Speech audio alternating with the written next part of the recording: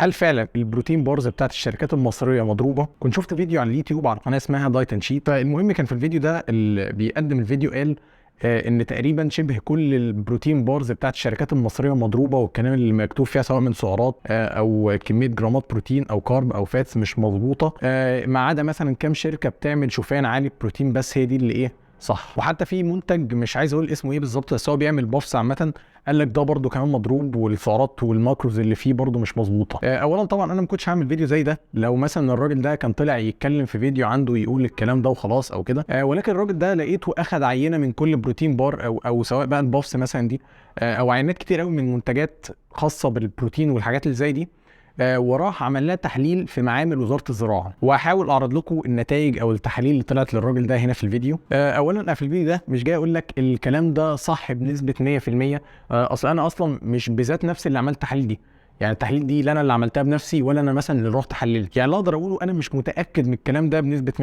100%. ولكن انا متفق مع الكلام اللي الراجل ده قاله في الفيديو بنسبه كبيره جدا. فايه سبب ان انا متفق مع الكلام اللي بيتقال في الفيديو ده بنسبه كبيره؟ اولا الراجل ده لا هو مثلا هيستفاد بشيء معين لما يضر اسامي الشركات اللي عامله بروتين بارز دي. وثانيا انا كنت كمستخدم مثلا شخص بجيب البروتين بارز دي برضو ما كنتش مقتنع بالكلام المكتوب، النيوتريشن فاكتس بقى او السعرات وكل الكلام ده، انا كنتش مقتنع بالكلام ده. يعني على سبيل المثال مثلا انا كان ليا ناس قرايبي عايشين بره وبيجي مثلا ينزل هنا مصر، فكنت مثلا اقول له هات لي معاك بروتين بار او كده، فتلاقي دايما البروتين بار اللي بيجيبه اللي موجود بره عامه، او برضه لو دخلته على امازون او او مثلا اي هيرب او كده، هتلاقي مثلا اغلب البروتين بارز بتلاقي فيها مثلا ايه 15 20 جرام بروتين، وبيبقى السعرات الحراريه اللي فيها مثلا بتلاقي 200 300 سعره في الافريج ده عامه. ولكن البروتين بارز اللي هنا عندنا في مصر اللي من الشركات المصريه بتاعتنا تلاقي مثلا ايه مكتوب عليها 30 جرام بروتين و180 سعره حراريه. طب ازاي الكلام ده؟ كلام برضو ايه لما تيجي تقارنه بره كلام مش منطقي. وبرضه تيجي تقول لنفسك يعني معقوله احنا هنا في مصر